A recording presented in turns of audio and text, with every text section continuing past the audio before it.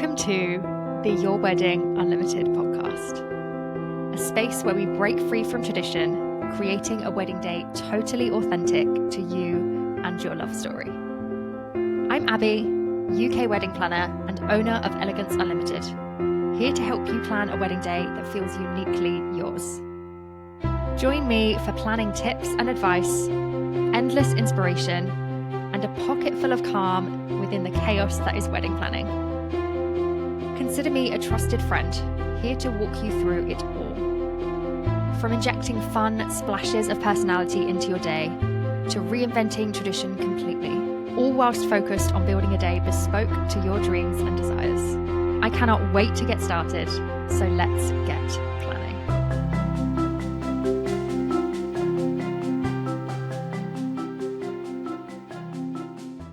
Hello! Thank you so much for joining me on another episode of the Your Wedding Unlimited podcast. So grateful to be here. I say it every week, and I say it every week. I am so grateful to be here. This is episode 45. We are very nearing. I've been doing plans. For like the rest of the year on like, what am I going to talk about? What are the episodes going to be about? And we're getting close to that kind of anniversary, the first year, full year of Your Wedding Unlimited, the podcast. And I'm just so grateful. So thank you so much for being here. I'm excited to bring you another episode. Today we are talking about wedding signage, how to do it right, what to think about, all those kind of things. Something we haven't talked about yet, so I'm quite excited to dive into that. So we're going to get straight on into it as always. Before we do, if you are not yet following, if you are not yet subscribed, if you've not yet given us a rating, 5 stars only, please, over on whichever app you are listening to, or whether you are watching on YouTube, you can leave comments, you can do all the things. Please go and do that. It means the absolute world. And honestly, boring side of things, it really helps with the back end, the analytics, the data, all of that good stuff. So if you haven't yet done that, please go and do it. And then we are going to get straight on into the episode. So, wedding signage. This is, I can't remember if we've actually talked about this in any kind of detail in any other episodes, but this is obviously a full episode dedicated just specifically to talking about wedding signage. So, what is it? Pretty obvious what it is, I feel like, but it covers a lot of different things. So, this is almost like an extension of your wedding stationery. Your wedding stationery obviously covers your save the dates and your invitations and your menus and your little place cards, all of that kind of smaller stuff. That's your stationery. Your wedding signage tends to be that bigger stuff, the kind of big signs that are informing your guests, telling them things, adding something to your day, telling them something else that we want to know, and kind of adding the little details into your story on the day. So typically we are talking about your wedding welcome sign. So welcome to the wedding of Joanne and Lucian. No, how random names. I don't know where I got those from. Jake and James or Lucy and Joe, whatever. This is your welcome sign, welcoming people into your space. Your order of the day. Sometimes people want to do an order of the day if they haven't done it on the save the dates or the actual invitation, or maybe they've had one on their wedding website and they're like, we want one in person on the day. We want something that says, this is what time everything's happening. A very basic breakdown, mind you, but a breakdown nonetheless. And they can make it look pretty, and it kind of just tells people what to expect on the day. That's your order of the day sign. Seating plan, pretty obvious. Most people tend to want those. There's a lot of different ways you can do that. We will get into it in today's episode. I also include reserved seating signs in here. I know they are a smaller sign typically, but they're an important sign. And a lot of people choose to have those, something just to signal to people on the day, don't sit in these seats. These are important ones for the ceremony. You could have food and drink signs. Maybe you've got some bar, cocktails, drinks, or special bits of food or desserts, and you want signage for those that you can personalize or just to give basic information. Prop signs, maybe you just want something that looks a bit fun. So you could have any other fun signage as well. Maybe it's a little quote that you wanted to have. Maybe it's just a fun sign that says something. I don't know, a little something that you both always say to each other as a couple, or a little family inside joke that you want to put on a sign. These are the details that add to your day, and it can really add another personal layer, a little bit of extra personality, a little bit of fun, a little bit more detail, a little bit more love into your wedding day. And I love wedding signage, but as a wedding planner, as someone with a good eye for detail, I feel like who is always thinking from a wedding perspective. There are a few things I think need to be considered when we are going through the process of making our wedding signage and deciding what we need. You know, it's not just a case of like, oh, well, just do everything, because you don't need everything. And I think that's quite important to remember as well. Just because you've seen someone else do the order of the day doesn't mean you need the order of the day. And I think this is the question we need to ask ourselves when we're going through what signage we want to have and what we might need. Ask yourselves the question, is it going to add anything to the day, or is it just going to be extra things for us to worry about? So the first thing I want to talk about, let's strip this back a little bit. The first thing I want to talk to you about when we are pulling together our wedding signage is this element of consistency. Your signage is another opportunity to elevate your styling, to elevate the way your day looks, to make everything feel really beautiful.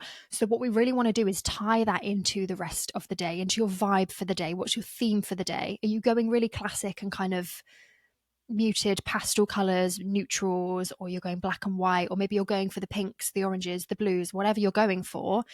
We want to tie it into that. We don't want to go kind of straight out of left field, something that really doesn't make sense, really clashes with the vibe we've already got going on. You want to be really consistent with the colors, consistent with the themes. And honestly, if you do this well, this really can add an extra layer of luxury to your day, an extra expensive feeling. And that's not what everyone's going for. Completely understand that. It's completely fair. But when you are adding in this signage that just kind of directs people through the day, adds to the flow, it makes things feel really beautiful, it's a nice thing to add in that shouldn't take over. It should just blend in really nicely and be another like, oh gosh, doesn't this look gorgeous? Doesn't this look beautiful? It should match the flowers. It should match the style of table things that you're designing. It should match any other things that you've got going on. Okay. Again, it doesn't have to. But you're listening to this podcast because you want my advice. So this is my advice. Make it match. Make it look beautiful. Okay. You don't need to go crazy. It doesn't need to be something that feels like a big mammoth task. I don't want anyone listening now to be like, oh my gosh, how on earth am I going to do that? Don't panic. Don't panic. Okay. All I'm saying is that things should feel consistent. You don't want to have gone for like a real big, fun, bubbly, curvy kind of font on all of your wedding signage, when actually on your invitations you've gone for a really classic, cursive, romantic kind of vibe. Like, they're going to clash. It's not going to work. And this is a huge pet peeve of mine when I see people, it's personal preference, okay, but when I see people buying like, or designing themselves, and maybe they've bought it from like an Etsy template, or they've done something from somewhere and they've bought one sign from here and they've bought another sign from here and they've gone this from there, and like nothing quite matches. Like the flowers on them are slightly different, or the fonts are different and the colors are different and they don't quite match. And I'm like, oh, for me, very type A, don't know if you've noticed, that bothers me. It really bothers me. If it was me and you're asking my opinion, I think you should be matching your wedding signage to your wedding stationery. The font should match, the colors should match, the style should match, any graphics and like little details and drawings or little symbols and pictures you've got on there should match. I think this really nice layer of consistency can look really nice. They don't have to match exactly, okay? But they should be like, you should be able to look at a welcome sign and your wedding invitations and be like, yeah, same wedding. Not like, oh, it's a bit different. Okay? If you ask me, that's my opinion.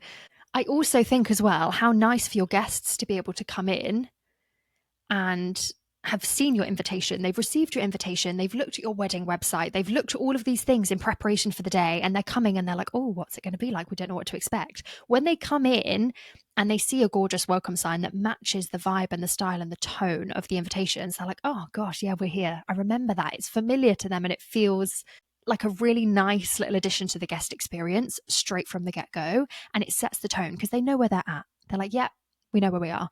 They're not kind of having received this really pretty pastel classic romantic invitation and then they're arriving and there's like bright colors and neons and like all these things. Then they're like, oh, wasn't expecting that. Of course, you can throw a spanner in the works and you can change things up at any time. It's your wedding. You can do what you want. But I think that there is a nice flow of being able to tie everything in together and create the theme for the day. We've talked about this a bit before. I'm pretty sure we talked about it in an episode previously. I will try and put it in the show notes for you when we talked about the theme for your day. What's your wedding day theme? What's your vibe? And everybody cringes at the word wedding theme, but I'm not talking about like a Disney wedding or a Star Wars wedding or Lord of the Rings wedding, although those are fabulous and incredible in their own way. When I say wedding theme, that's not always what I mean. I mean, are you going for like the romantic castle princess vibes? Are you going for something that's really modern and chic? Are you going for the rustic boho vibe, beach wedding, coastal vibes? What are you going for? Okay, that's your theme.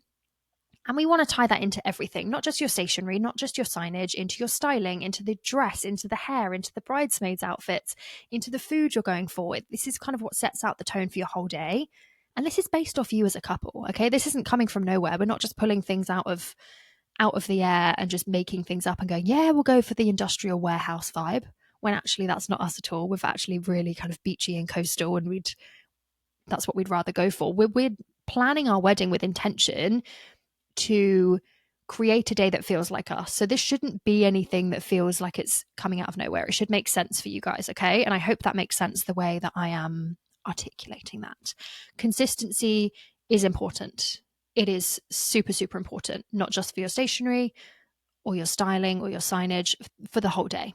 Now, although we want consistency, that doesn't mean we can't have fun with it, okay? So maybe you're going for the same style and things like that. I've got a couple at the moment that I'm working with, for example, who has designed their invitations, and they've got like, I'll try to explain what I mean over an audio medium. They've gone for that like hand-drawn vibe that's really popular right now. It looks great. It's got like nice curly lines, and there's little graphics, and there's little drawings of a champagne glass and a disco ball and love hearts and the wedding rings. It's like looks very hand drawn, but like in a really professional, gorgeous way, if that makes sense. So they've designed theirs themselves, and they're using these same graphics and drawings, the little lines, the little squiggles, the hearts, the champagne glasses, the disco balls.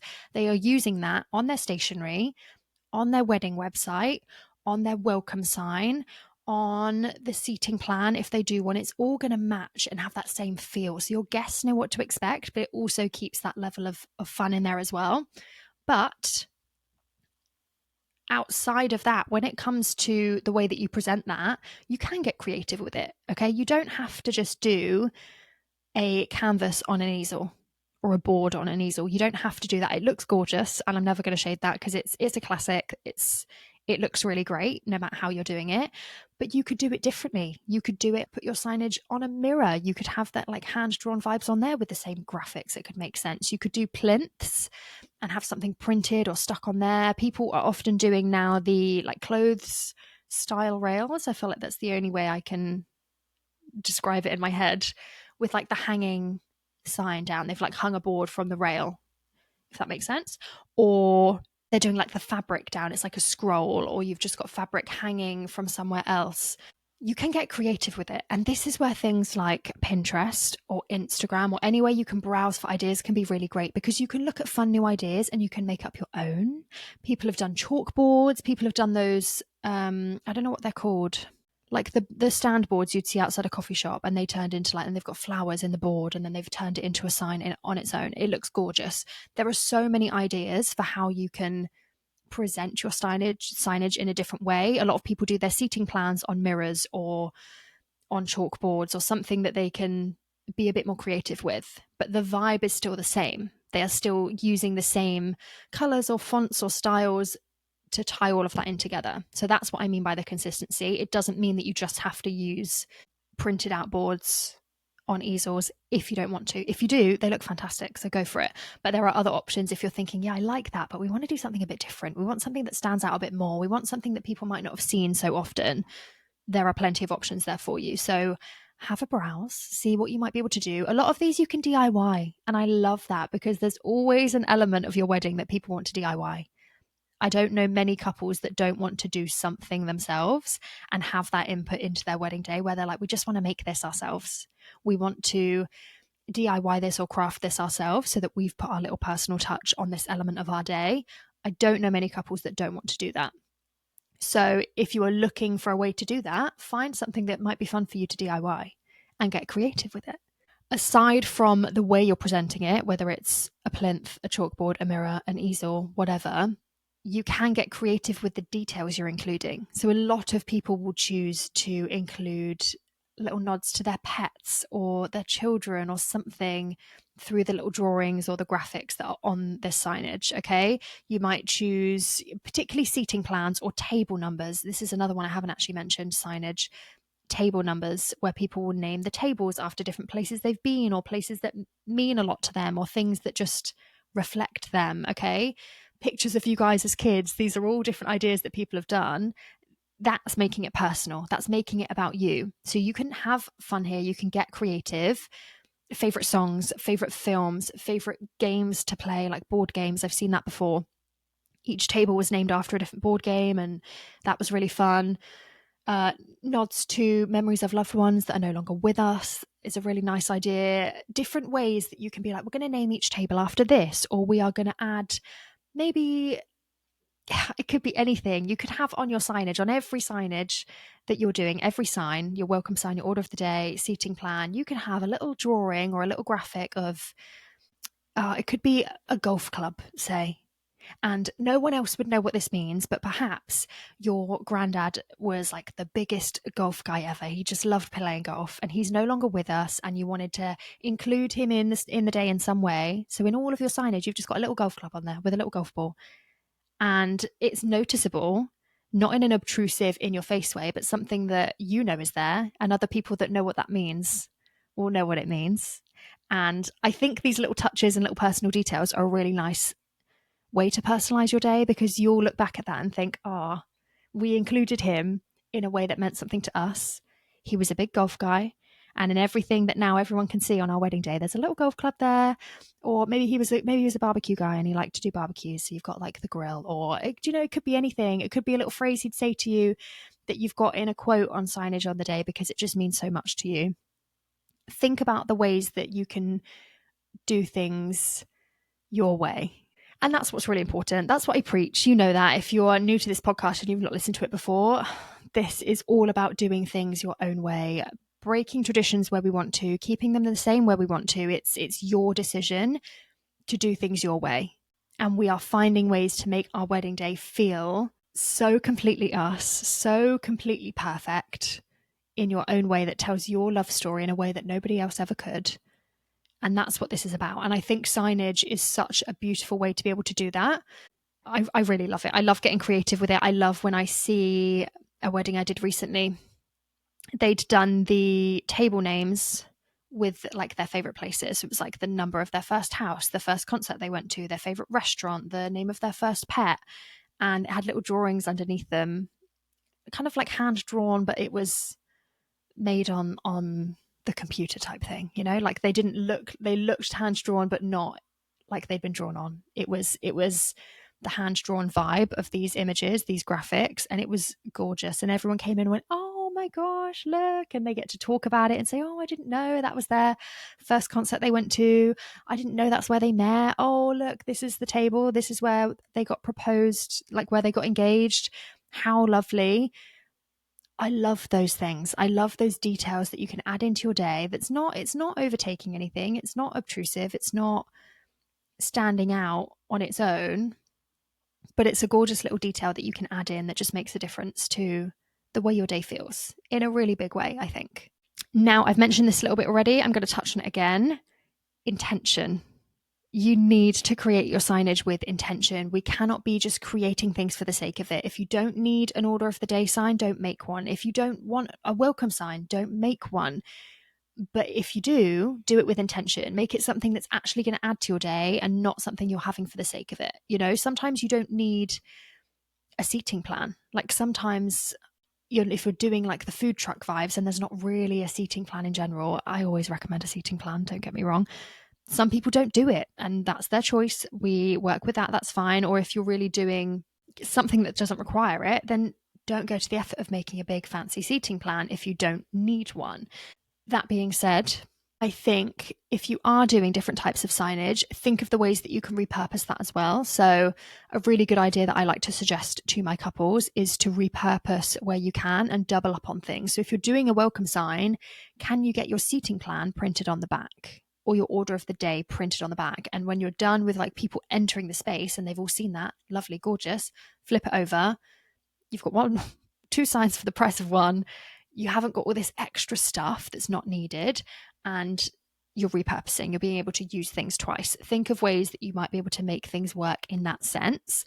Also, thinking about things you might want to bring home with you afterwards. So, a lot of people like to bring their welcome sign home, or you might make a sign, those like light up neon signs or something that just says like the Smiths or the Joneses or whatever your last name is. And then they bring it home and it becomes a piece of home decor for them.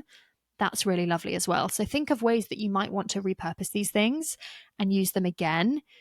Creating with intention. If you're into making sustainability a really big part of your wedding, then this could be a really nice idea as well. So think about the ways that that might be able to be incorporated into your day.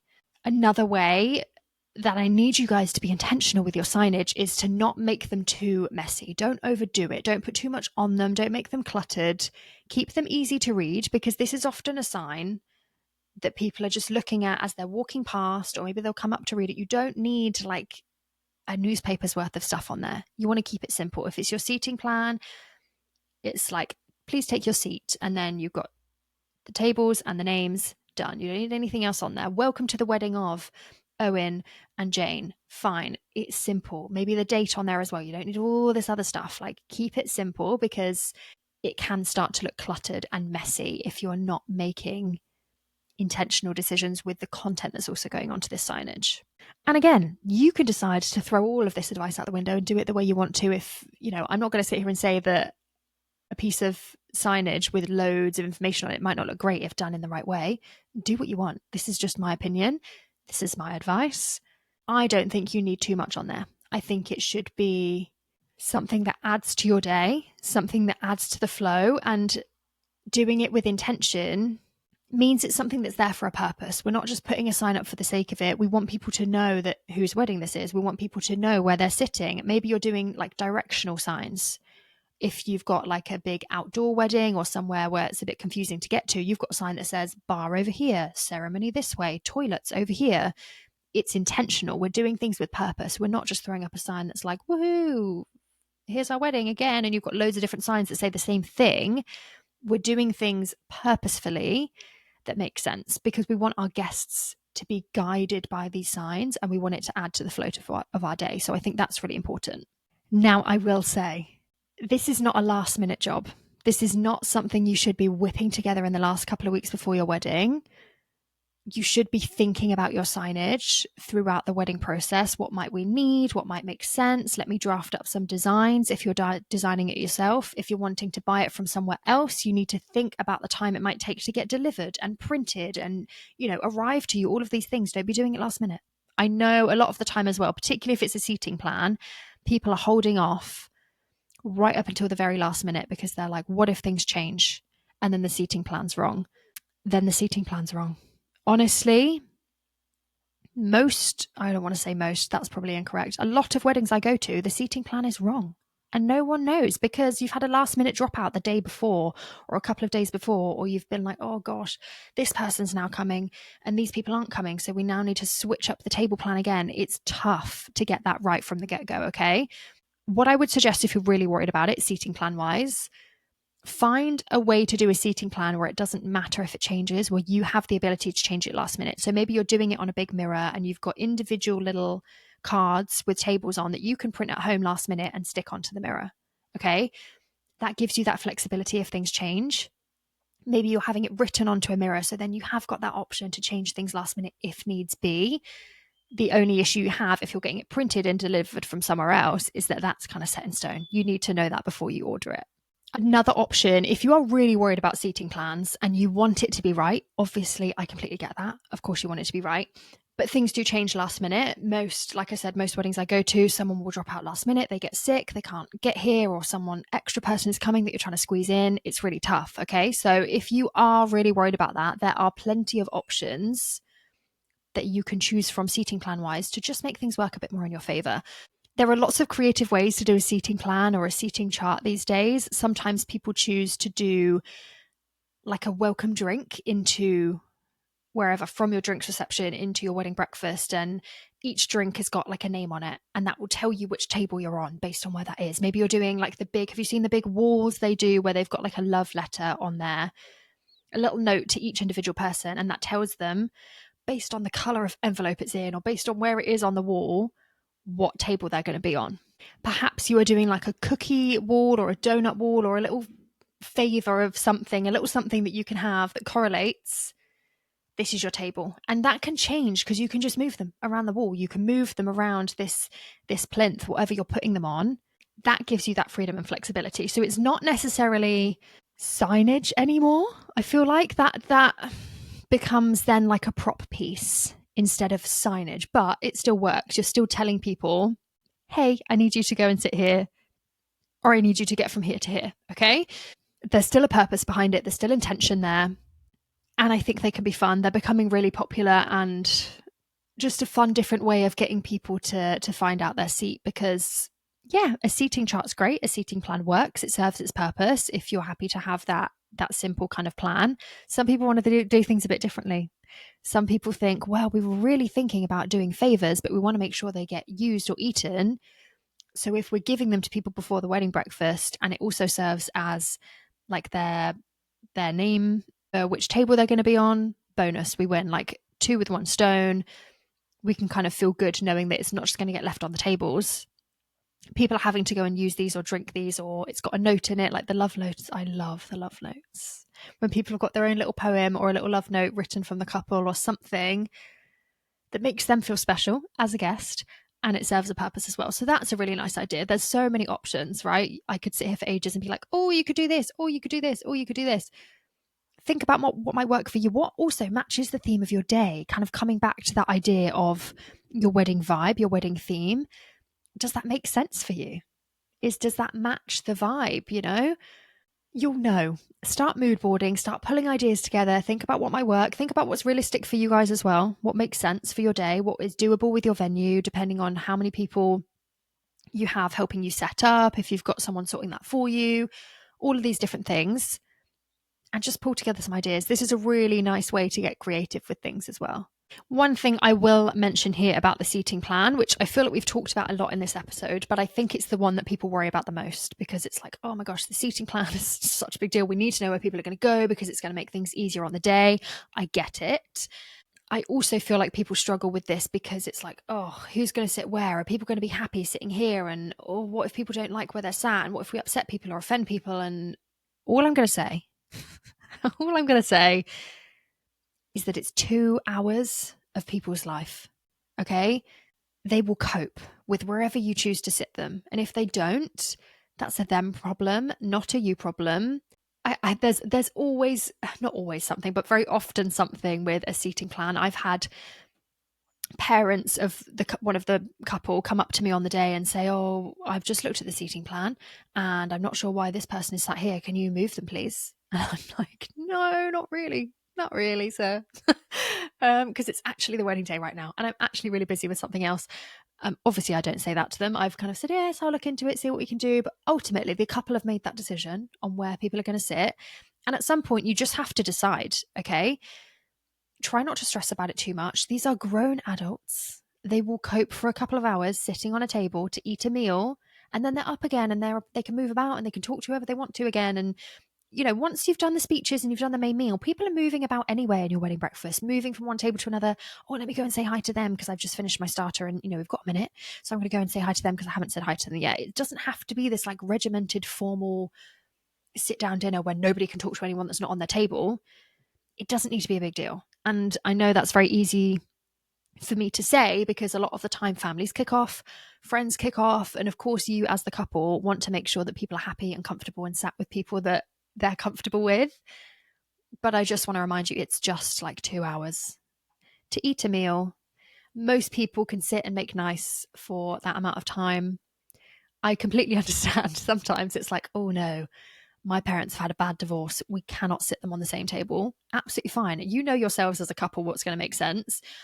what I'm saying is try not to stress about those other ones of like, oh, so-and-so's kicking off because she wants to be on the same table as this person and there's just no room on the tables. We can only fit 10 per table. And oh, now we're stressing because we wanted to keep these people. Like, do what makes sense. You know what makes sense for you guys. Hold a boundary.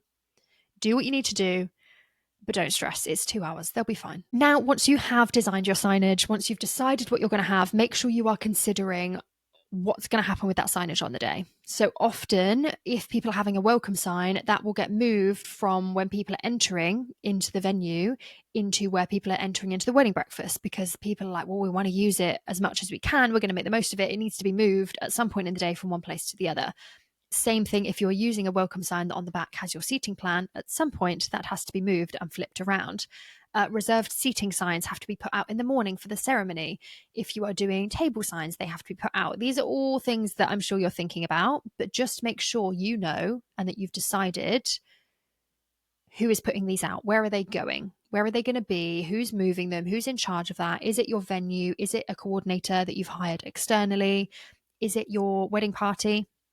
If you've just got a couple of things that just need moving, can you delegate that to a bridesmaid, a groomsman, someone that can be in charge of sorting that for you? Think those things through, because you're making the signage for a reason. So we want to make sure that it's serving its purpose and that it's actually where it's supposed to be when we want it to be there.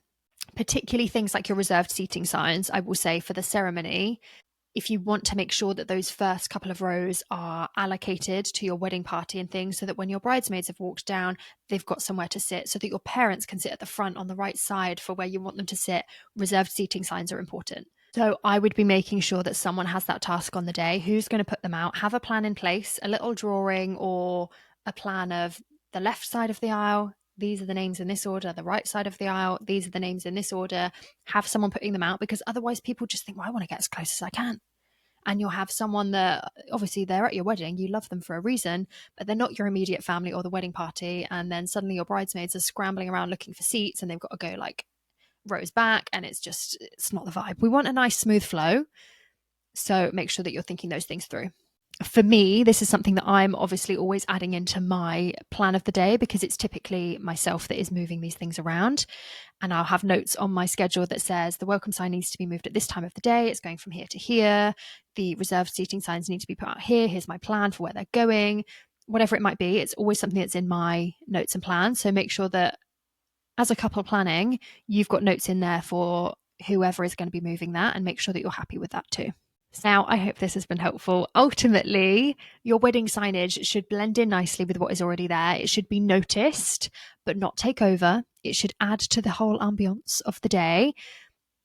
Unless it's your vibe for things to be loud and out there and take over, then that's fine. But I'm going to assume that probably the rest of your day is going to match that vibe too. So enjoy that process. Have fun with creating things. Your signage is the voice of your wedding day. And I think that's something really important to remember.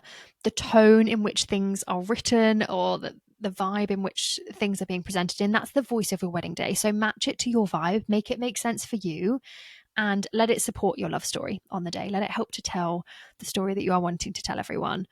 I hope this has been helpful. This was a fun one. I enjoyed talking about this. So thank you so much for listening. If you have more questions about wedding signage, stationery, anything like that, please do let me know. My DMs are always open.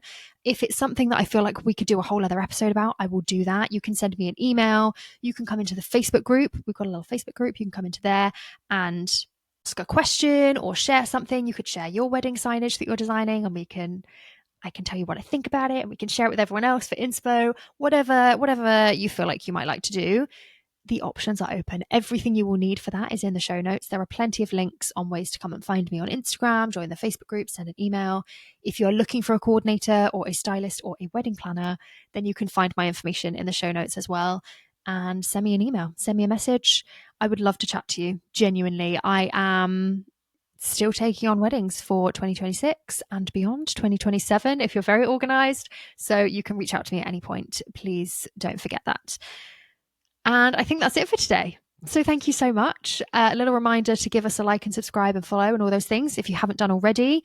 I release episodes every single Wednesday. So if you have enjoyed this and you want to hear more, there will be a brand new one out next Wednesday. More tips, more wedding advice, more ramblings from your favorite wedding planner. And I can't wait.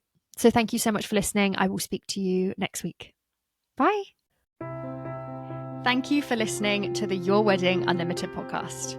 I hope you're feeling inspired and excited to create your dream wedding day and those lasting memories. Don't forget to hit that follow or subscribe button so you never miss an episode. I'll be back next Wednesday with more tips, advice, and inspiration. In the meantime, don't be a stranger. Come and find me on Instagram and TikTok at Your Wedding Unlimited, where I share even more wedding ideas and behind-the-scenes insights. You can also watch these episodes on YouTube at Your Wedding Unlimited. And if you're looking for even more support, come and join my private Facebook group, Your Wedding Unlimited. It's an amazing community of fun and authentic engaged couples, packed with extra tips, advice, and insights to guide you along your journey.